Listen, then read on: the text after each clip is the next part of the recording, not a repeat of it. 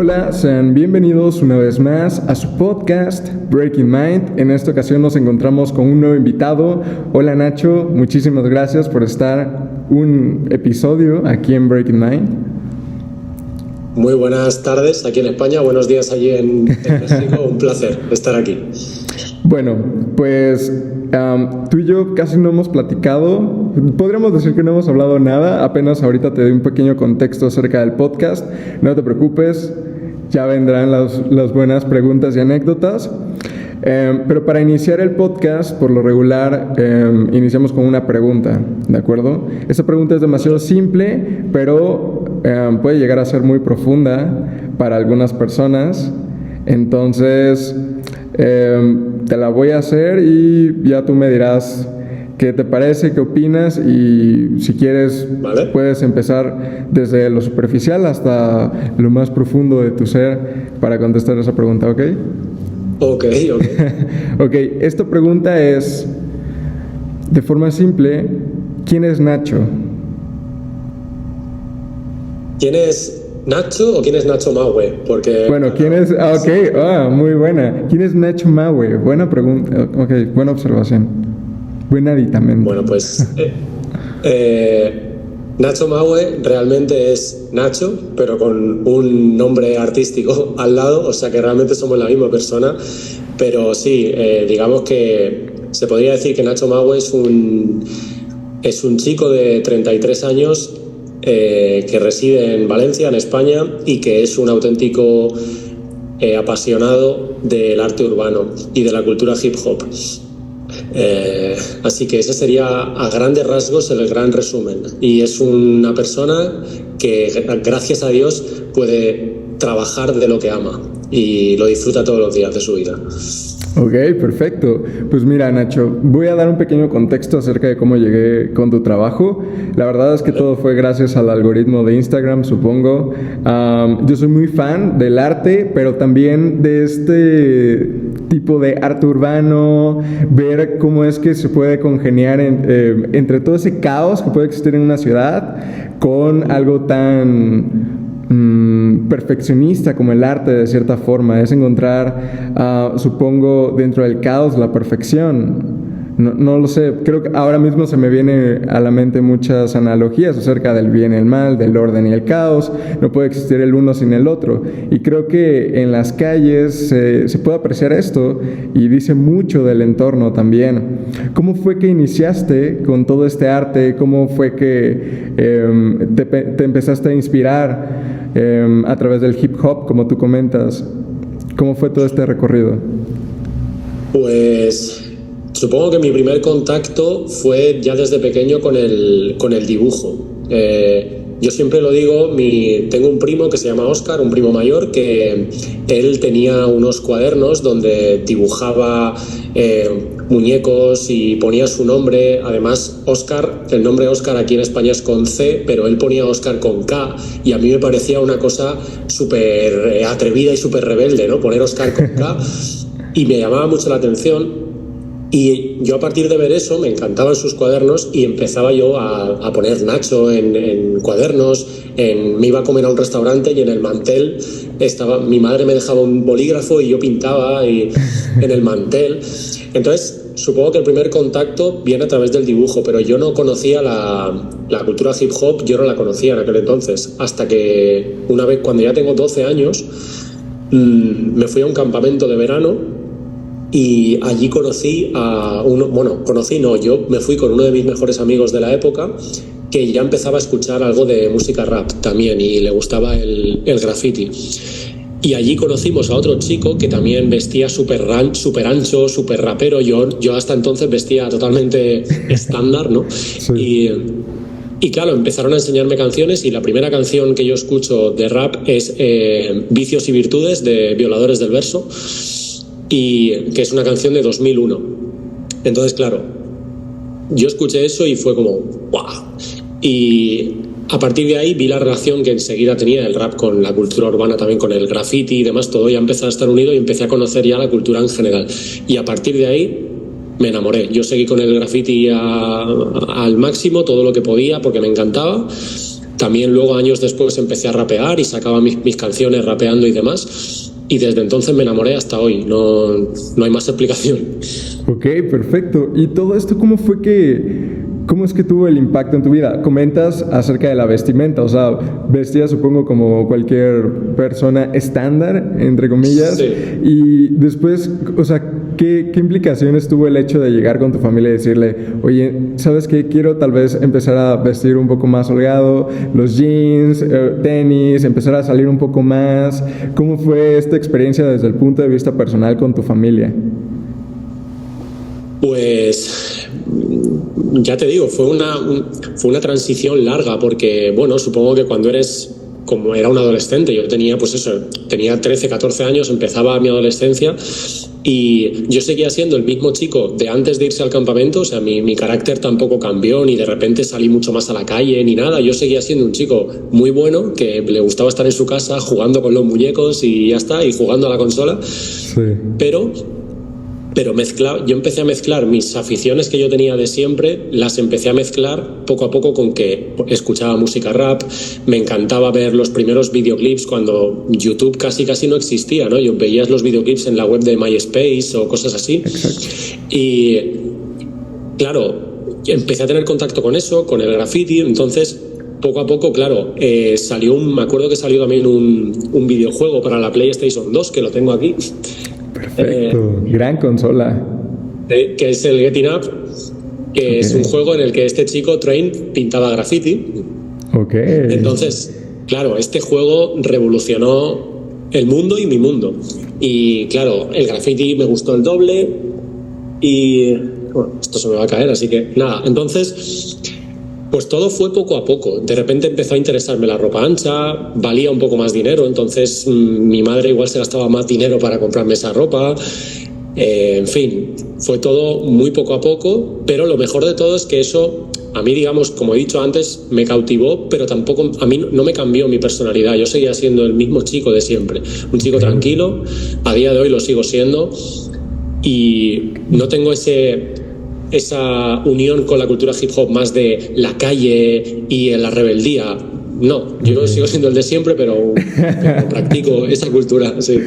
Oye, qué interesante. Bueno, ahora que comentas acerca igual de fechas, 2001, todo este rollo acerca del hip hop, rap, trap, yo hice igual un flashback acerca de esas fechas y recuerdo que fue, supongo, al menos desde aquí en México, cuando España empezó a tomar como todo este rollo de empezar a sacar artistas de hip hop.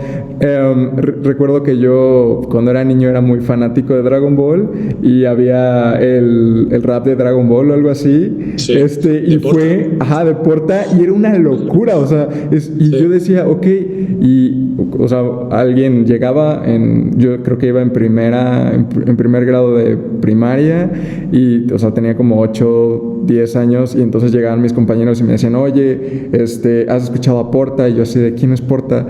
Y entonces escuchaba a un español rapear y para mí era muy raro porque sí podía escuchar a, no sé, raperos cantar en inglés, rapear en inglés, hip hop en inglés, y de repente vienen y me empiezan a enseñar a raperos españoles y digo, wow, qué diferente, qué interesante, y aparte de temas pues muy afines a, por ejemplo, mi edad, que era Dragon Ball, y tú nunca te imaginaras que iba a salir un rap de Dragon Ball. Entonces después empiezan a llegar olas de más raperos españoles y hasta la fecha es algo que creció demasiado en la industria de la música y sí, ahora ya es muy común, incluso tal vez le podría dar más originalidad ahora mismo a los españoles que a cualquier otro rap en inglés.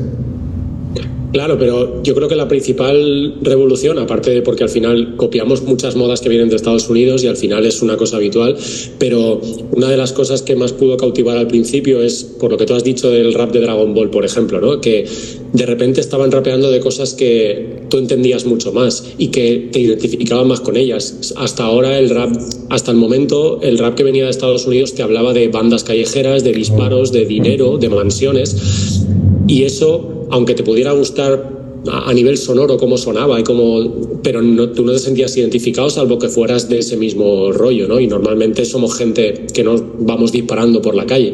Entonces, claro, de repente te viene gente que te está contando cosas, pues como por ejemplo Dragon Ball, dices, hostia, yo esto lo conozco, este tío sé de lo que está hablando, y encima te lo está rimando con un ritmo novedoso. Entonces yo creo que por eso nos cautivó un poco a casi todos, porque era algo más conocido y encima sonaba bien y era nuevo. Oye, y en el caso de, o sea, que va acompañado, supongo, o sea, todo el arte urbano con la música, con la vestimenta, ¿tú alguna vez te imaginaste que esto fuera un estilo de vida? O sea, algo en lo que tú pudieras participar y desarrollarte. De la manera en la que a día de hoy lo hago, que gracias a Dios lleno mi nevera con esto y pago mis facturas con esto, no me lo pude imaginar hasta muchos años después. Para mí era un mundo nuevo que me encantaba y que me estaba haciendo crecer de una forma, pues digamos un poco, te voy a decir especial, pero por el hecho de que no era tan común que la gente oyera rap, no era tan común que la gente vistiera ancho.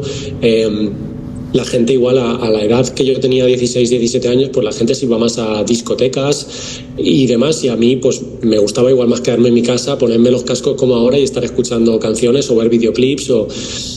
Entonces, que pudiera llegar a ser una cultura, un estilo de vida, como tú dices, tal y como lo es hoy, que prácticamente todos los chavales jóvenes escuchan rap y el rap se ha convertido en la música número uno y el arte urbano también está súper en auge y demás. Yo no me lo hubiera imaginado, pero me alegro de que haya pasado así, porque creo que es una cosa que tiene unos valores más allá de lo estético, ¿no? De que la ropa sea así o asá. Creo que tiene unos valores muy, muy buenos para la sociedad: el respeto, la unión, el pasarlo bien, el ser feliz. O sea, creo que es algo que si se aplicara mucho más hip hop en la sociedad mundial en general, creo que nos iría mucho mejor. Oye, es cierto, o sea, esa observación que hiciste, o sea, si comparamos el rap hip hop del inicio al de ahora, ha cambiado mucho la connotación. O sea, antes era un poco más bélico, sí tenía todo este rollo de, oye, ¿sabes qué? Yo aquí soy el mejor, y de cierta forma levantaba tu autoestima, y ahora es, oigan, vamos a pasarla bien. Y eso es algo que creo muy pocos géneros han podido hacer. Sí, porque, y además,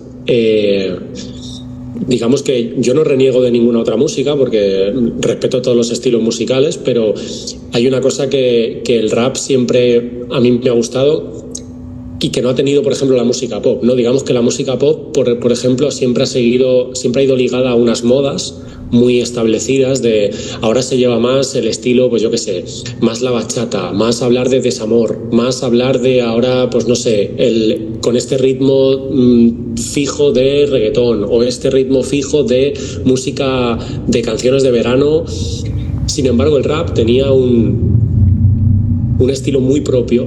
De alguna manera no estaba ligada a modas, sino que tú lo escuchabas y da igual la época de tu vida que estuvieras, que seguía teniendo sentido lo que escuchabas. Y decir, entonces es como que una música muy auténtica.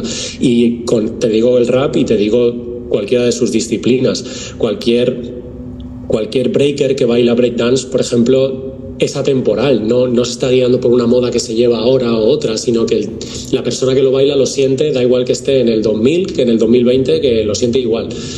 Entonces no se mueve tanto por el rebaño, ¿no? Entonces una cosa que a mí también me gusta mucho de esta cultura, que es fiel a unos valores y son valores atemporales, que en cualquier momento funcionan y funcionan muy bien.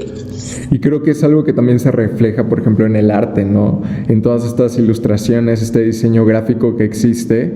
¿Cómo es que tú has podido cohesionar eso? La temporalidad creo que es algo muy complicado de lograr.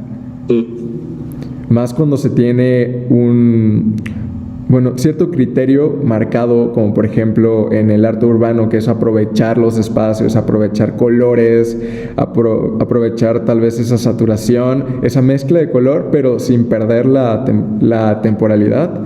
¿Cómo es que tú has logrado cohesionar todo eso?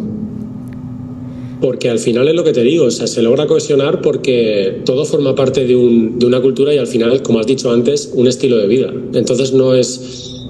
Cuando tú al final vives para esto y te encanta esto, todo fluye solo y no depende de factores externos de que te dicten que ahora hay que ir por aquí o ahora hay que ir por allá, ¿no?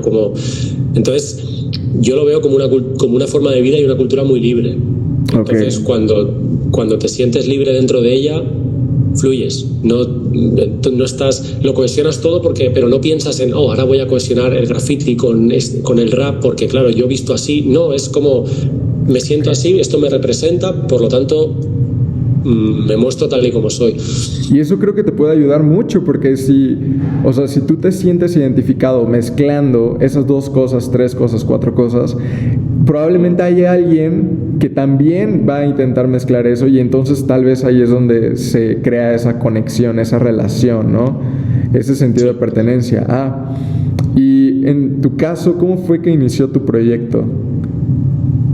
¿Qué proyecto exactamente? Bueno, todo este rollo de empezar a crear arte urbano, a empezar a crear todo este contenido en redes sociales. No sé si estás empezando a vender merch también.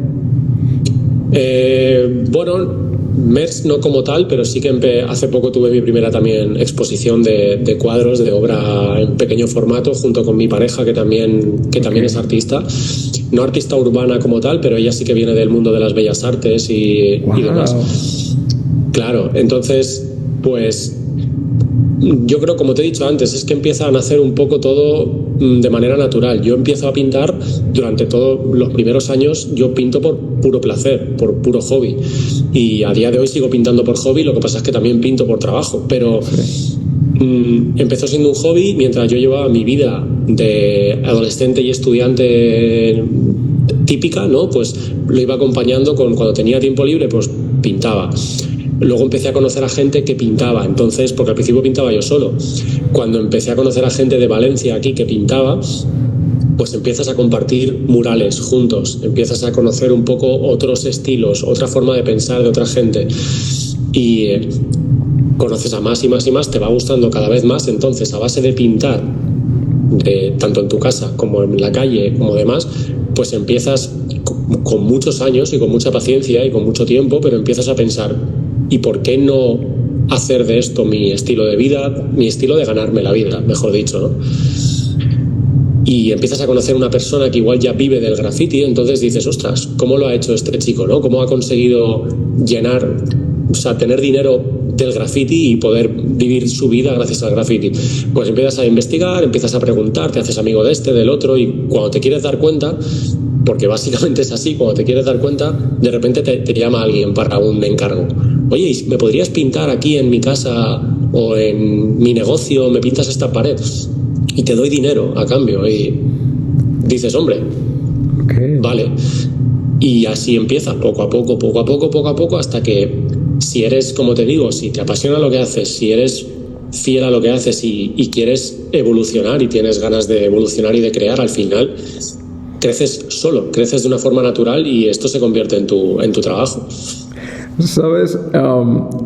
Bueno, desde que inicié esta temporada del podcast he estado platicando con muchas personas, no solamente de la industria de, por ejemplo, en este caso el arte urbano, música, cine, y todos, o sea, lo que tienen en común es que todos o han iniciado de forma independiente, o todos están haciendo proyectos de forma independiente. Y creo que una pregunta común para las personas que no están dentro de ese tipo de trabajo y buscan el empleo de 9 a 5 todos los días, la pregunta es, hasta donde me he dado cuenta, ¿cómo es que empiezan? O sea, ¿cómo es que de un día a otro te levantas y dices, voy a empezar a vender lo que sé hacer? Porque, aunque suena sencillo, para muchas personas es algo inexplicable.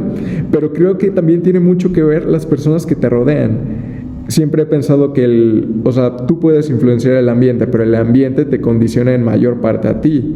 Entonces, encontrar un círculo de personas que ya tengan cierta experiencia y que te puedan compartir ideas o procesos de trabajo es algo muy, muy valioso.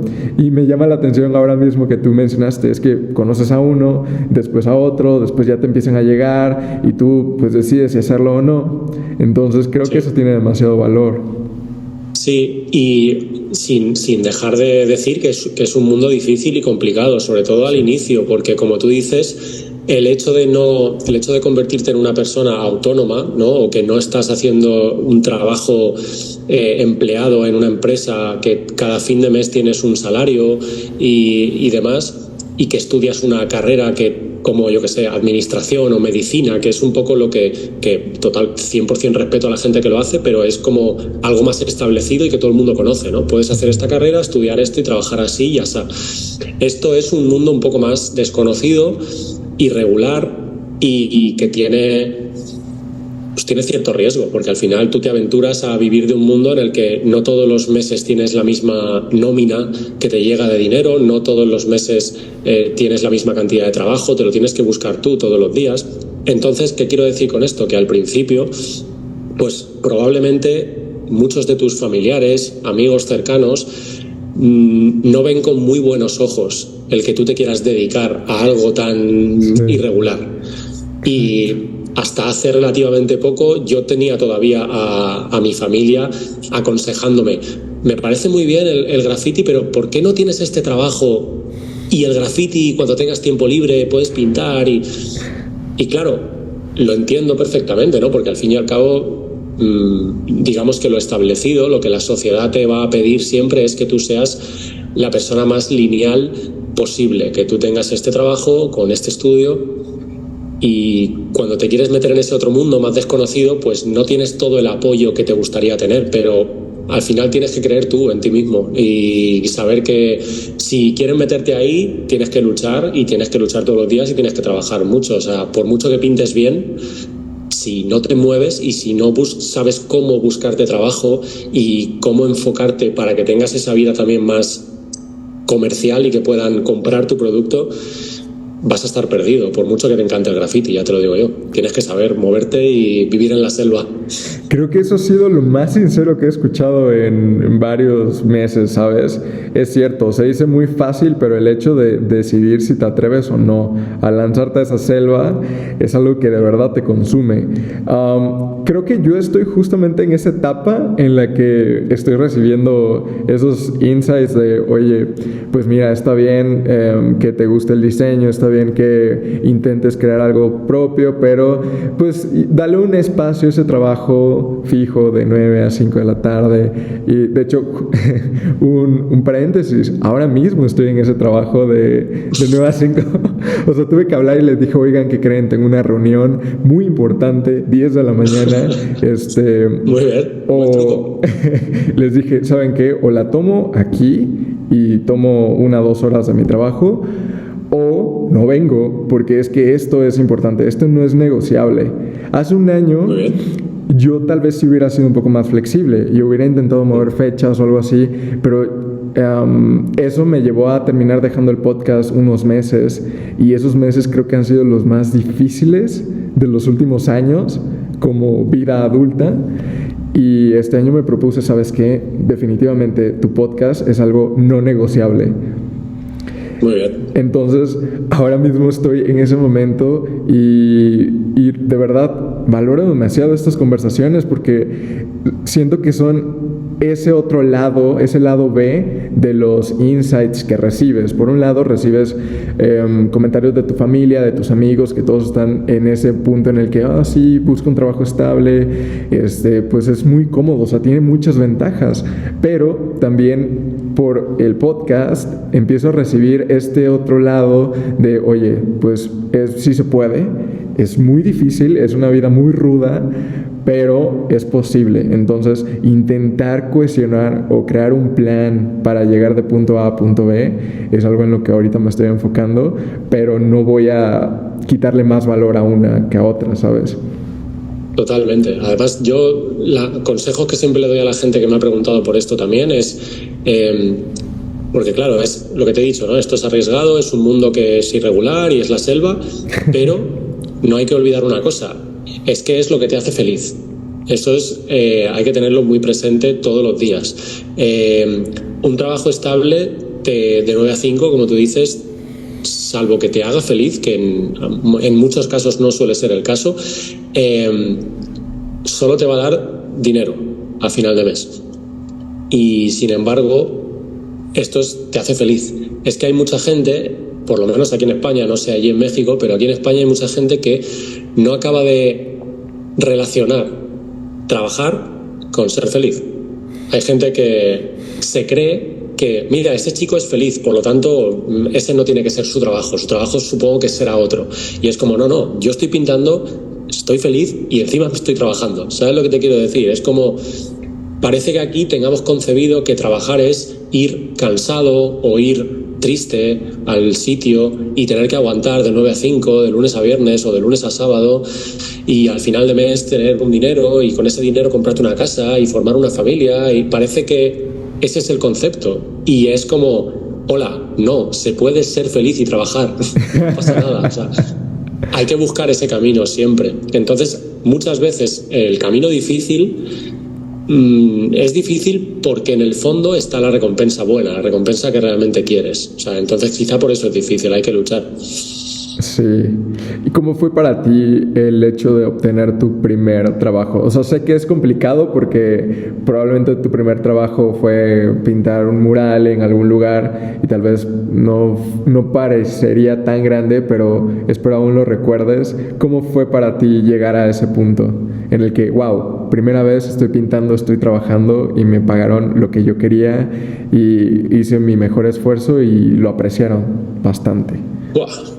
Pues, hombre, que me pagaran lo que yo quería, no sé si ni siquiera, eso es cuestionable. No sé si ha llegado ese momento, no sé ni siquiera si ha llegado ese momento, pero sí recuerdo esas primeras veces de que encima, fíjate lo que te voy a decir, este año he hecho 18 años pintando ya, ¿vale? Y viviendo de esto 100%, y quizá llevo 3 o 4 o así, pero durante muchos años combiné tener de vez en cuando algún trabajo que me pagaban algo de dinero con otros trabajos o lo que sea, ¿no? Pero yo recuerdo que esa sensación la sigo teniendo a día de hoy, que es, de repente es como que tú estás pintando, a ti te encanta lo que estás haciendo y de repente es como que pones los pies en la tierra, te das cuenta de dónde estás y dices, espérate, es que estoy haciendo lo que me gusta, o sea, estoy pintando, pero es que encima voy a recibir dinero por esto.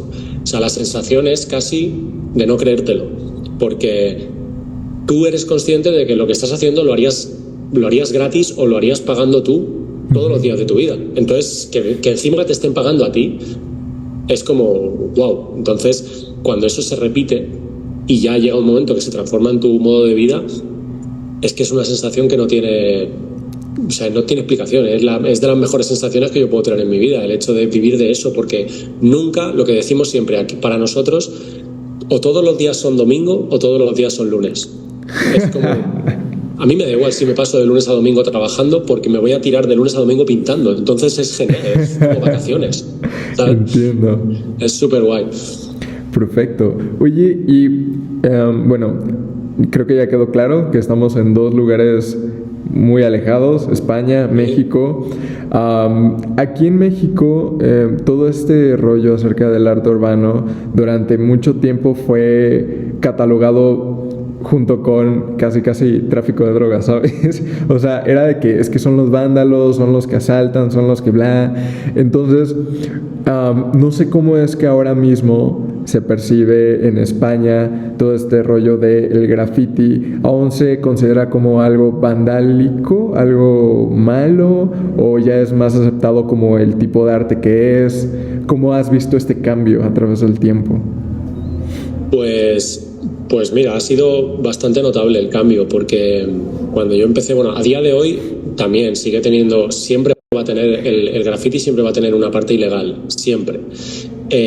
Pero bueno, cuando yo, digamos que empecé, la faceta más clara que había del graffiti era vandalismo.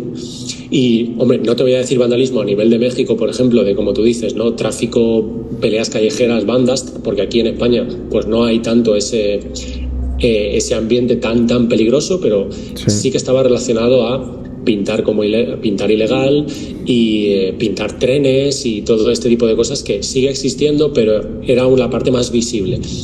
Con los años ha ido apareciendo el concepto, o por lo menos ha ido cogiendo fuerza el concepto arte urbano, en diferencia del graffiti.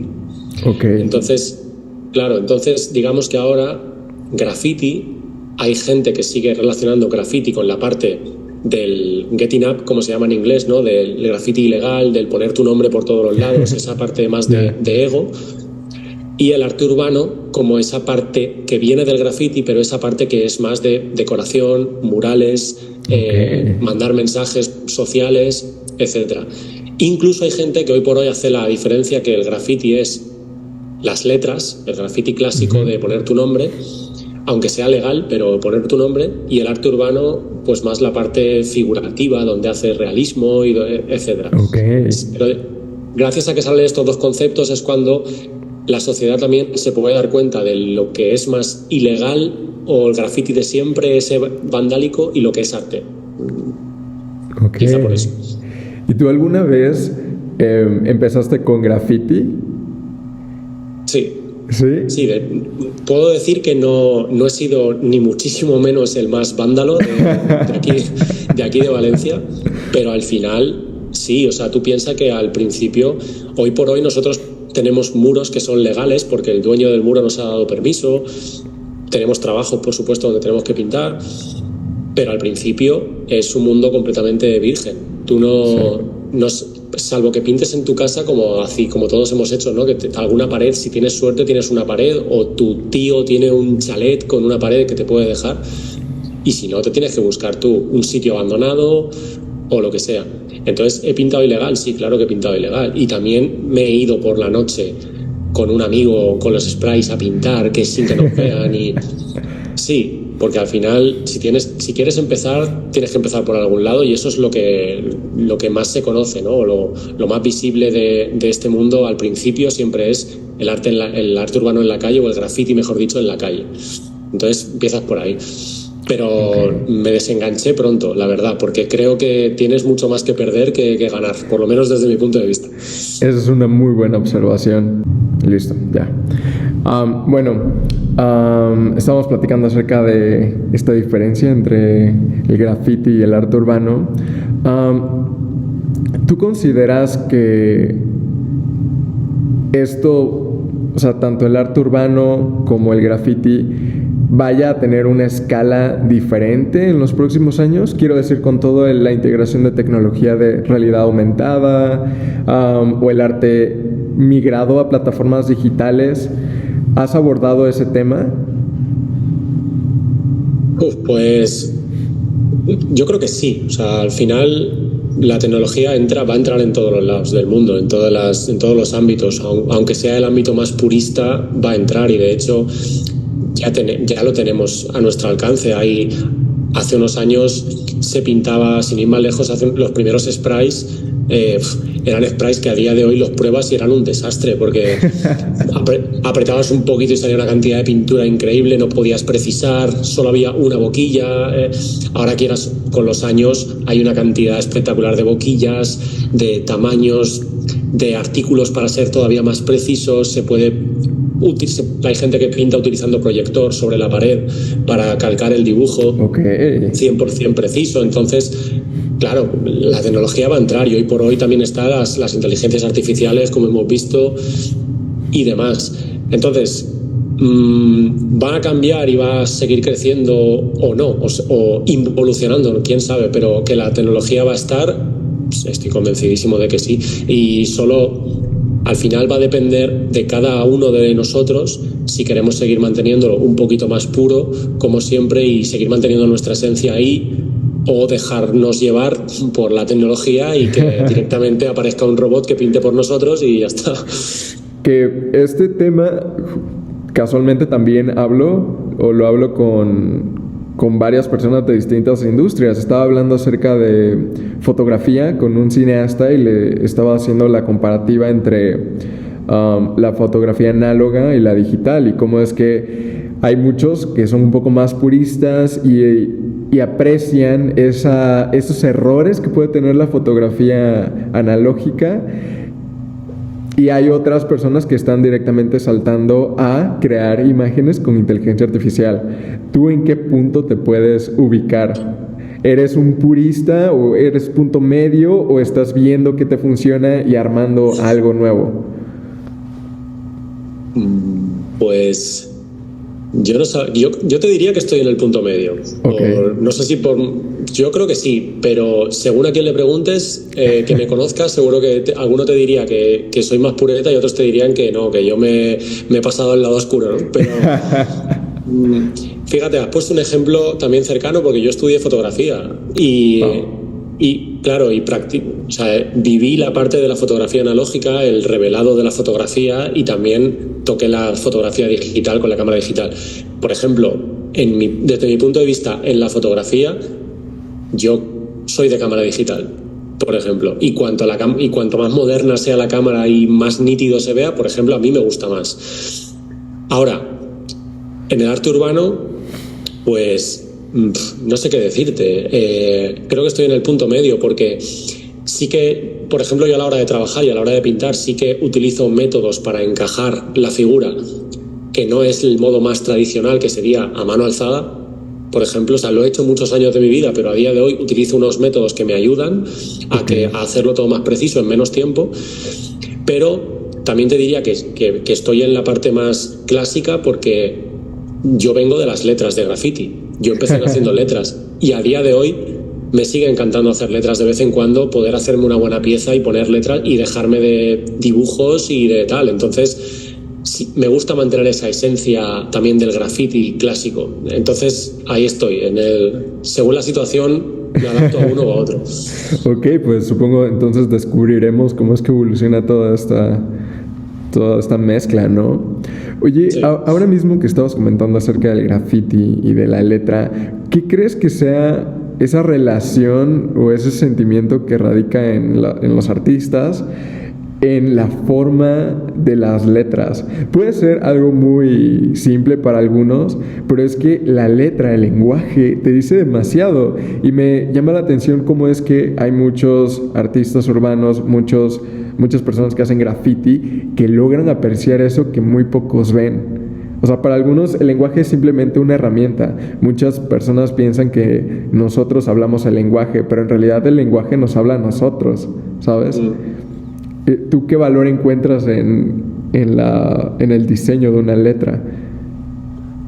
Pues lo primero que valoro es la cantidad bestial de estilos diferentes. Es una cosa que a mí me fascina y que además tengo mucha envidia sana por la gente que tiene mucha habilidad con las letras. Sin ir más lejos, esta camiseta, que es de nuestra asociación de Let's Grow, que es de Asociación de Hip Hop, la firma la ha hecho un compañero mío de mi grupo, que es de Madrid, que se llama Asem, y este tío tiene un dominio de las letras que son increíbles. O sea, tú lo ves firmar y da gusto verlo. Entonces, claro, ¿cómo lo valoro? Pues lo valoro muy positivamente, y sí, y estoy muy de acuerdo contigo en que creo que puedes llegar a encontrar algunos datos de la personalidad del artista solo con ver su letra también, ¿no? Si una persona que usa el wild style, por ejemplo, la letra más salvaje, que no se lee tanto, con muchas flechas, pues probablemente, no siempre, pero probablemente va a ser una persona, pues, un poquito con cierto carácter rebelde,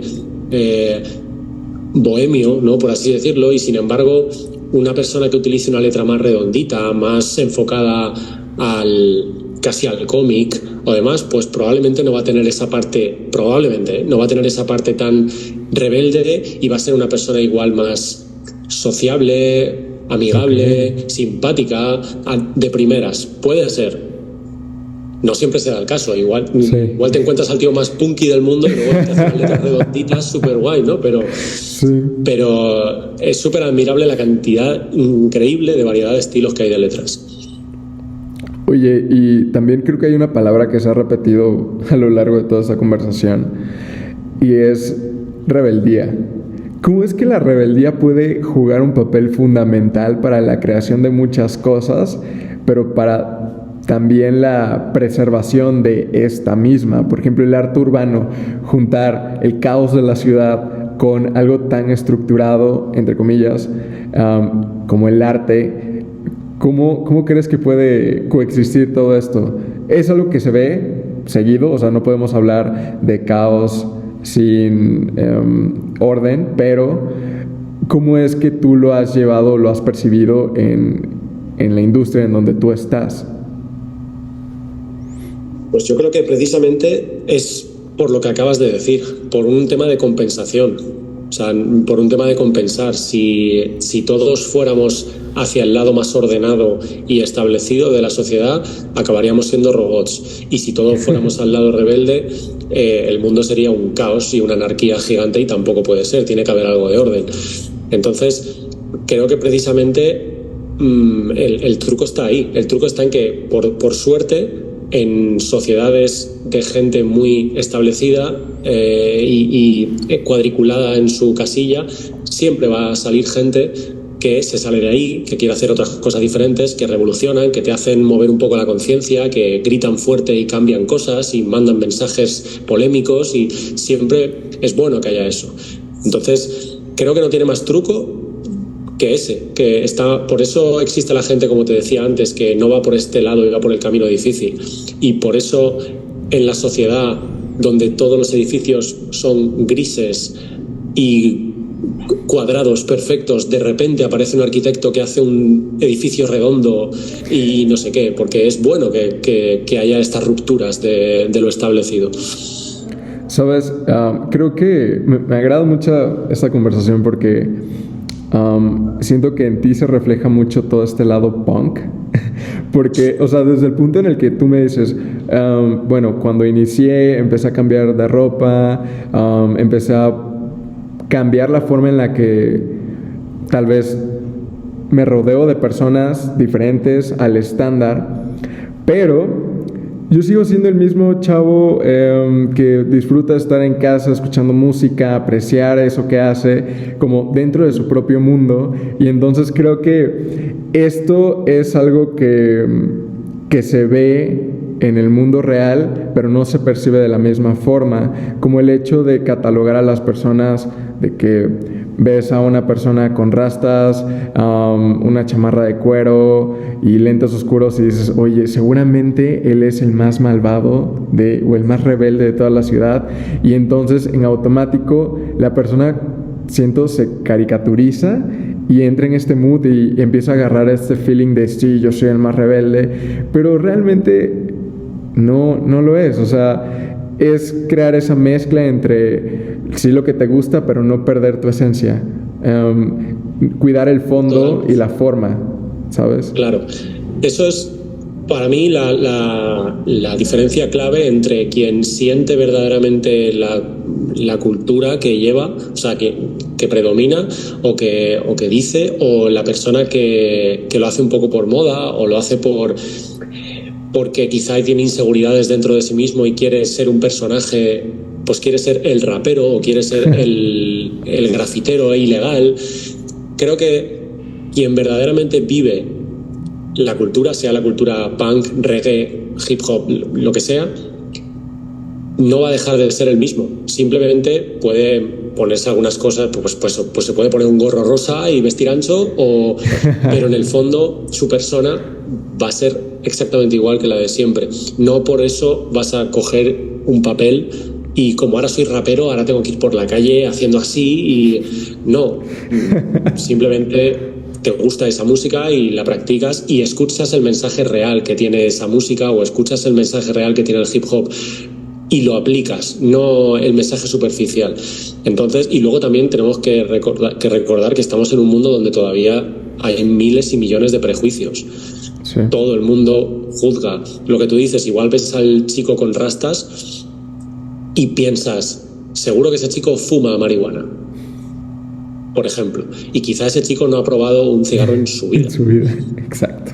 Como por ejemplo en mi caso, yo no fumo ni lo he probado en mi vida, pero todo el mundo, por el hecho de venir del hip hop, de rapear, de pintar, tú seguro que fumas, pues me lo han dicho así de personas. Por ejemplo, no fumo. Y si fumara tampoco pasaría nada, pero por ejemplo no fumo, ¿no? Entonces hay que seguir luchando. La gente que vivimos que sentimos una cultura así, pues tenemos que seguir luchando contra este tipo de cosas, contra esta sociedad un poco tan establecida en el que todos somos A o B, y no, puede ser un poco de A y un poco de B, que no pasa nada, o sea, exacto. Es así. Así es. Y ahora mismo, ¿cuáles son tus planes para continuar con tus proyectos, con tu estilo de vida?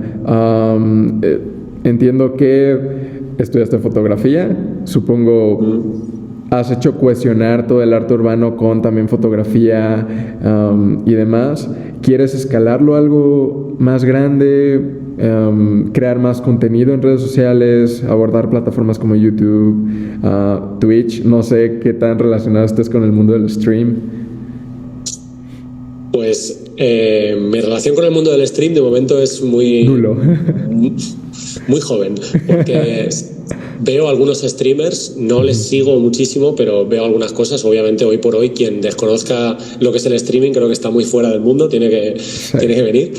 Pero, por ejemplo, YouTube, sí que tengo un canal de YouTube en el que muestro mis trabajos como creador de contenido. O sea, no simplemente muestro lo que pinto, sino que hablo y cuento mis experiencias. Y me lo creé a finales de 2021 y todo este 2022 he ido subiendo contenido poco a poco, porque a día de hoy me grabo yo, pinto yo, edito yo y hago yo todo. Entonces cuesta.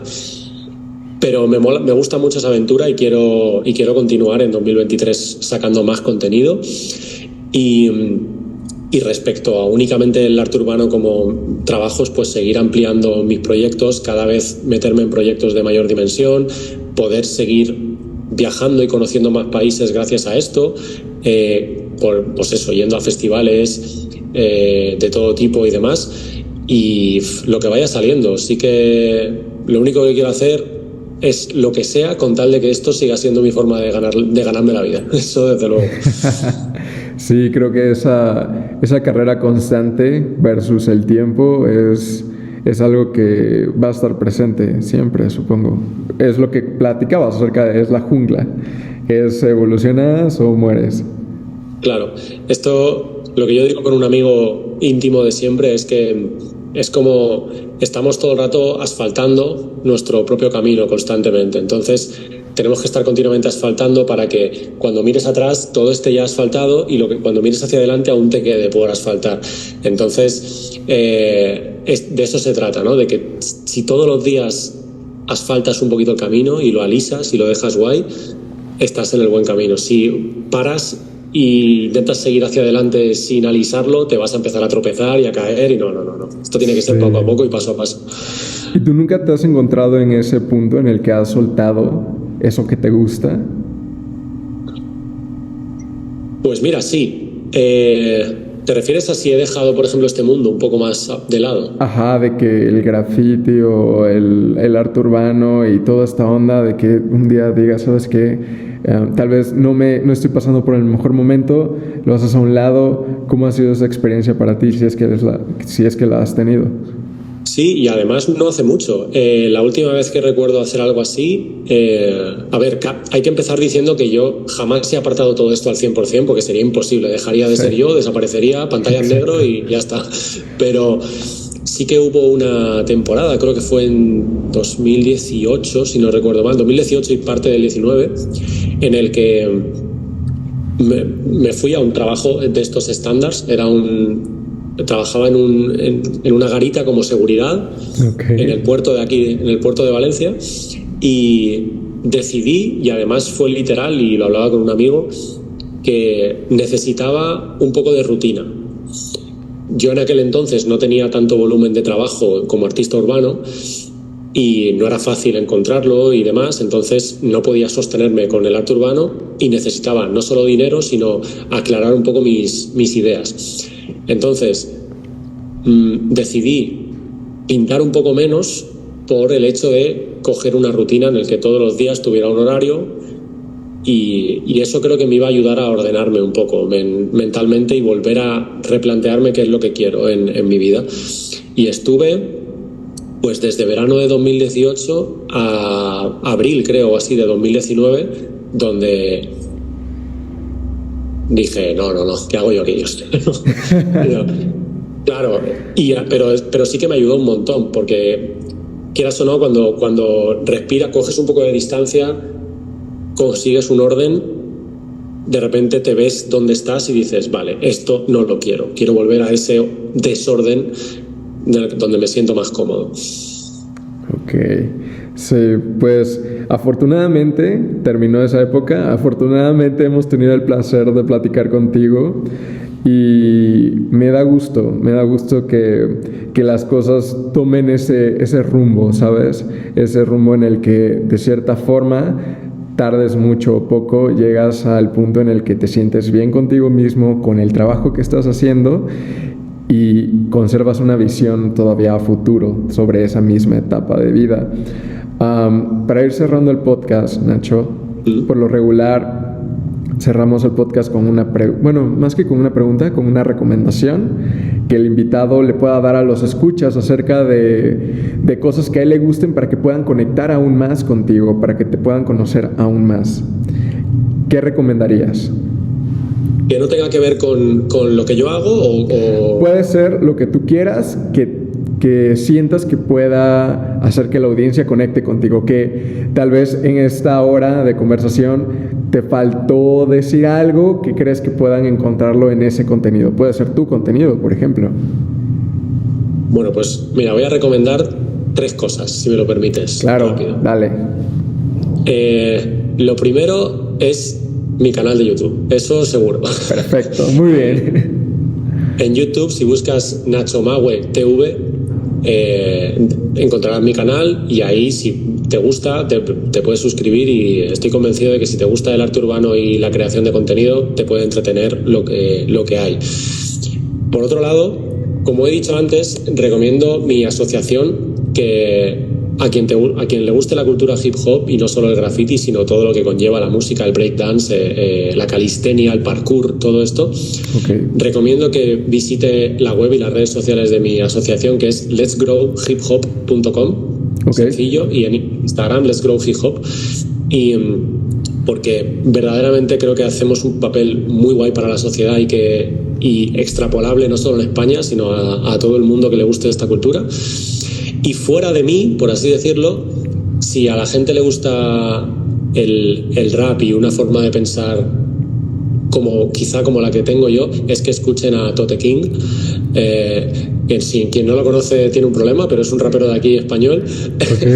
Y a Tote King, que muchas de sus letras verdaderamente, si las escuchas, dices, vale, de esto se trata.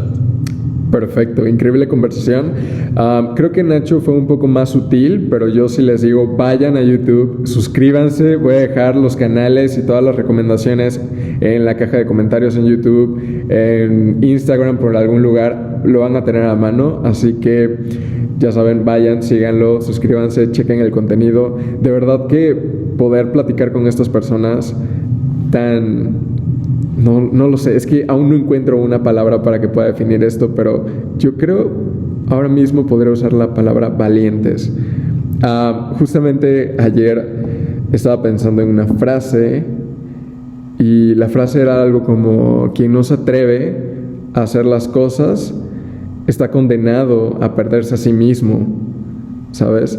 Creo que nuestra integridad radica en cierta parte en lo que hacemos y cómo impactamos en el mundo, y dejarlo a un lado es algo muy triste, tanto para la sociedad, que se pierde el valor que nosotros podemos darles, como para nosotros mismos. Eso es muy desolador. Sí, aquí hay una frase en España, bueno, no sé si ahí se dice también, pero aquí hay una frase que es: quien no arriesga no gana. O el mayor riesgo es no arriesgar, o sea, es así.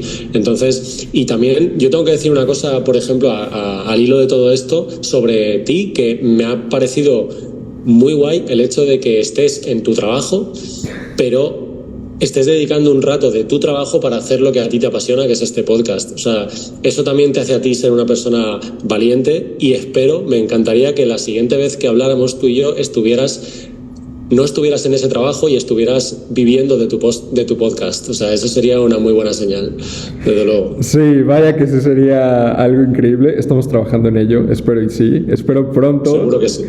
Y pues nada, Nacho, de verdad, muchísimas gracias por el tiempo, gracias por todas tus ideas, por todas tus historias. Este es tu podcast. El día que tú quieras podemos platicar acerca de tus proyectos a futuro, tus proyectos actuales, y quiero que sepas que este es tu espacio, ¿de acuerdo? Muchísimas gracias a ti por esta conversación que ha sido muy agradable y ánimo, muchísimo ánimo con lo que haces. Estoy convencido de que si lo haces con pasión, que lo haces con pasión y lo sé, ya llegarás lejos con esto. Perfecto, pues no sé si para terminar te gustaría compartirnos tus redes sociales. Vale, pues en Instagram es Mawearte, M-A-W-E Arte, todo junto, Mawearte. Okay. Y en YouTube ya lo he dicho, es Nacho Mawe TV. Y en TikTok, Nacho Mawe también. Perfecto, pues ahí está. Vayan, busquen a Nacho en sus redes sociales. Y pues a los escuchas, muchísimas gracias por estar una semana más en su podcast Breaking Mind. Nos vemos a la próxima. Chao. Chao. Listo, con eso acabamos, Nacho.